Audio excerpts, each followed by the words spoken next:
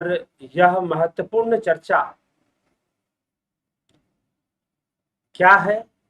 आज का विषय क्या है? आज का विषय है जैसे दूध में घी है। जैसे दूध में घी है वैसे ही उपनिषदों का ब्रह्म है। तो उपनिषदों में ब्रह्म किसे कहा गया है, ब्रह्म तत्व की चर्चा आज हम करेंगे। और जैसे दूध में घी है, इसकी तुलना दूध में घी से की गई है।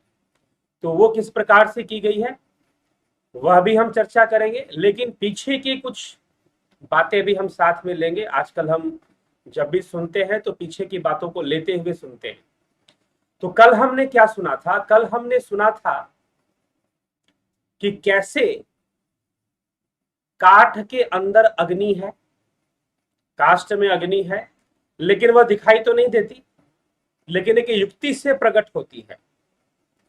तो युक्ति क्या है कि एक अरणी, अरणी मतलब काठ ही समझिए, हम नीचे रखते हैं, एक ऊपर रखते हैं और उसको घिसते हैं, तो घिसने से अग्नि प्रकट हो जाती है। जो गुप्त रूप से विद्यमान है वह अग्नि प्रकट हो जाती है। वैसे ही ये शरीर जो है यह नीचे की अरणी है, जिसका स्थिर रहना आवश्यक है। स्थिर रहना आवश्यक है। यह शरीर नीचे की अरणी है और उसके ऊपर प्रणव रूपी अरणी को घिसना है, अर्थात प्राणायाम करना है, अर्थात प्रणव को सिद्ध करना है, अर्थात प्रणव की अव्यक्त अवस्था को प्राप्त करना है, अजपा जाप को सिद्ध करना है, अभ्यास करना है प्रणव साधना का, प्रणव योग का, प्रणव ध्यान का अभ्यास करना है। तो इसका अभ्यास करने से क्या होगा? तो हृदय में स्थित जो आत्म तत्व है, जो परमात्मा है, उसका साक्षात्कार होगा, क्योंकि प्रणव ही चाबी है, ध्यान की चाबी। प्रणव सिद्ध होने से ही ध्यान सिद्ध होना संभव हो पाएगा। अगर प्रणव साधना की परिपक्वता नहीं होगी तो ध्यान की भी परिपक्वता आ पाना संभव नहीं है। और इंद्रियों का अंतर्मुखी होना, इंद्रियों का इस स्थूल इंद्रियों से परे जाकर, बियॉन्ड सेंसेस, ट्रांसेंडेंटल जिसे हम कहते हैं, वैसी अनुभूतियों को प्राप्त करना मात्र और मात्र प्रणव के द्वारा। तो प्रणव मंथन ही ध्यान है, प्रणव मंथन से ही ध्यान संभव हो पाता है।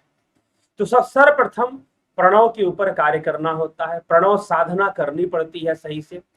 जब हम सही से प्रणव साधना का अभ्यास कर लेते हैं तो निश्चय ही हम आगे की विधियां और जो अंतर्मुखी अतेंद्रिय साधना है, अतेंद्रिय ध्यान है, एक ही भाव अवस्था है, उन अवस्थाओं को प्राप्त कर लेते हैं, जो कि उच्च अवस्थाएं हैं, जो मात्र थोड़ा बहुत त्राटक या जाप आदि करने से प्राप्त नहीं होने वाले।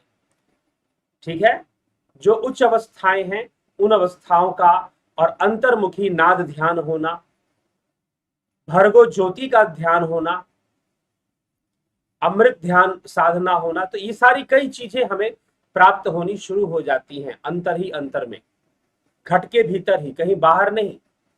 इसे कबीर साहिब ने भी कहा, याघट भीतर बाग बगीचे यही में सृजन हारा, यागट भीतर नवलख तारे यही में गुरु हमारा। तो ये सारी चीजें अनुभव होनी शुरू हो जाती हैं हमें घट के भीतर ही। तो यहां तक हमने कल की चर्चा में सुना कि प्रणव का प्रभाव कैसा होता है। प्रणव चाबी है, प्रणव सिद्ध होने से, प्रणव का अच्छा अभ्यास होने से ही अंतर्मुखी ध्यान सिद्ध होता है। ये सारी बातें कल की चर्चा में हमने प्रणव के महत्व के ऊपर सुना है। अब आगे की चर्चा हो रही है कि प्रणव का अभ्यास करने से, प्रणव मंथन करने से, निरंतर मंथन मतलब निरंतर अभ्यास में लगाए रखने से क्या होता है? हृदय के अंदर जो स्थित आत्म तत्व है, जो आत्मा है, जो परमात्मा है, उसका साक्षात्कार भी हो सकता है। उसका साक्षात्कार योगी को प्राप्त होता है। तो अब उस आत्मा की स्थिति कैसी है, तो उसका वास कैसा है, और उपनिषदों में जिसे ब्रह्म ब्रह्म कहा गया है वो कौन है? एक तो हृदय में स्थित जो आत्मा है वो, और दूसरा उपनिषदों में जो ब्रह्म ब्रह्म कहा गया है वह ब्रह्म कौन है, इसके ऊपर आखिरी के 2 श्लोक, प्रथम अध्याय श्वेतास्त्र उपनिषद का प्रथम अध्याय आज समाप्त होगा। तो आखिरी के 2-3 श्लोक इस विषय पर चर्चा करते हैं गहराई से। अब वो उस आत्मा की स्थिति को बता रहे हैं, आत्मा के स्वरूप को स्पष्ट कर रहे हैं कि आत्मा का स्वरूप क्या है और आत्मा की स्थिति क्या है, और फिर दूसरा विषय क्या है, यह ब्रह्म क्या है। उपनिषदों में वर्णित